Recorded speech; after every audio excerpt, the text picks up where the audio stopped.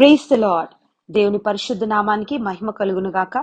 ఉదయకాల సమయంన అనుదినమన్నా అనే కార్యక్రమాన్ని వీక్షిస్తున్న దేవుని బిడ్డలారా, మీ అందరికీ నా హృదయపూర్వకమైన వందనాలు. ఈ ఉదయకాల సమయం దేవుడు మనకిచ్చిన మాటను చదువుకుందాం. యెషయా గ్రంథం 43వ అధ్యాయం 1వ వాక్యం. పేరు పెట్టి నిన్ను పిలిచి ఉన్నాను, నీవు నా సొత్తు. దేవుని బిడ్డలారా, ఎంత అద్భుతమైన వాగ్దానం.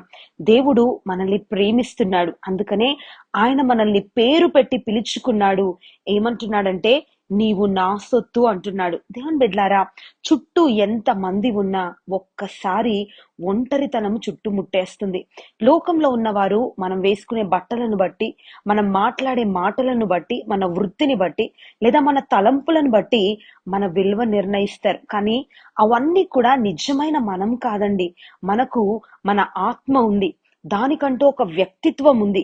దేవుడు మనందరినీ వివిధ రకాల్లో అమూల్యంగా చేశాడు. అయినా మనము మందలో ఒకరమని నమ్మించడానికి లోకము, సాతానుగాడు ప్రయత్నిస్తూనే ఉంటాడు. దేవుని బిడ్డలారా, ఏది ఏమైనా నువ్వు తెలుసుకోవాల్సింది ఏంటి అనంటే, లోక సంబంధమైన వ్యక్తివి నీవు కాదు.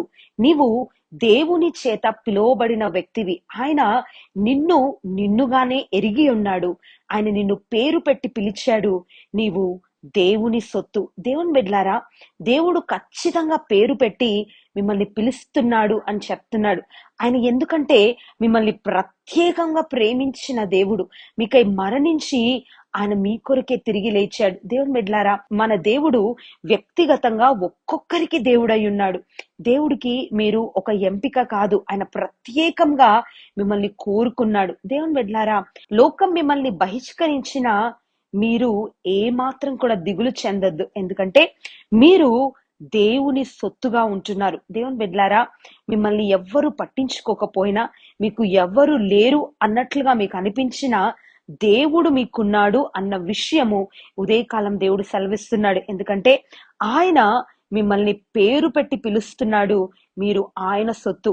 ఆయన ప్రతి విషయంలో ఆయన మీ పక్షాన నిలబడి ఆయన అన్ని కూడా చూసుకుంటాడు. ప్రియ దేవుని బిడ్డలారా, మీరు ఆయన సొంతం అని ఆయన ప్రకటిస్తున్నాడు. ఇది చాలదండి మన జీవితానికి. దేవుని బిడ్డలారా, ఏదేదో సంపాదించాలని మనం ప్రయాసపడిన దేవుని బిడ్డ, ఏది కూడా నీ సొంతం కాదు. ఏదో ఒక రోజు ఈ లోకాన్ని విడిచిపెట్టవలసిందే. అందుకనే దేవుని కొరకు నువ్వు బ్రతికినట్లయితే పర సంబంధమైన దీవెన నీ కొరకు దాచిపెట్టబడింది. ఎందుకంటే ఆయన నువ్వు తల్లి గర్భంలో రూపింపబడక ముందే నిన్నెరిగిన దేవుడు. ఆయన నిన్ను పేరు పెట్టి పిలుస్తున్నాడు. కొన్నిసార్లు లోకం నీ పేరు మర్చిపోతుంది. ఒకానొక సమయంన పేరు ప్రఖ్యాతలు నువ్వు పొందుకొని ఉండొచ్చు, పేరు ప్రఖ్యాతలు కలిగిన వ్యక్తివై ఉండొచ్చు. మరొక సమయం వస్తుంది, లోకం నిన్ను మర్చిపోతుంది. ఎంతో ఘనత వహించిన నీ పేరు తుడుపు పెట్టవలసిన పరిస్థితులు వస్తాయి. దేవుని బిడ్డలారా, ఈ పేరు కొరకు నువ్వు పరుగులెట్టద్దు. కానీ ఇదిగో పేరు పెట్టి దేవుడు నిన్ను పిలుస్తున్నాడు. నిజంగా ఆయన దృష్టిలో నువ్వు ఉన్నావు అనంటే, పేరు పెట్టి ఆయన నిన్ను పిలుస్తున్నాడు అనంటే, అది ఒక శ్రేష్టమైన ధన్య జీవితం. ఎందుకంటే ఆయన పేరు పెట్టి నేను ఎందుకు పిలుస్తున్నాడో తెలుసా? నిన్ను ఆయన సొత్తుగా మార్చుకోవడానికి, నీవు ఆయన సొత్తు అని చెప్పడానికి దేవుడు పిలుస్తున్నాడు. దేవుని బిడ్డలారా, నిజంగా నీవు నీ సొత్తు కాదు, నువ్వు విలువ పెట్టి కొనబడిన వ్యక్తివి.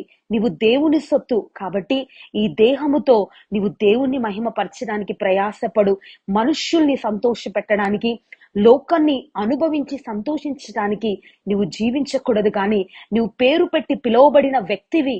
నీవు దేవుని సొత్తైన బిడ్డవి. కాబట్టి దేవుని సొత్తైన మనిషిగా బ్రతుకు. దేవుని విలువలు కాపాడుకో. తప్పక దేవుని కృప నీ మీద విస్తరిస్తుంది. ప్రార్థన. ప్రేమ కలిగిన దేవా, పరిశుద్ధుడా, మీకు స్తోత్రములు. ఉదయకాల సమయంన ఇదిగో ప్రభా, పేరు పెట్టి పిలిచాను, నీవు నా సొత్తని వాగ్దానం చేశావు. ఎంతమంది అయితే నేను దేనికి పనికిరాని వాడను, నాకు ఒక విలువ లేదని ప్రభా బాధపడుతున్నారో వారందరినీ మీరు ధైర్యపరిచి, నిజంగా మీ దృష్టిలో ప్రతి ఒక్కరు విలువైన వారని, ఇదిగో మీ సొత్తని మీరు మాట్లాడారు నాయన. మీ కొరకు బ్రతుకుటకు ప్రతి ఒక్కొక్కరికి సహాయము చేయమని యేసు నామాన్ని అడుగుతున్నాను తండ్రి, ఆమెన్.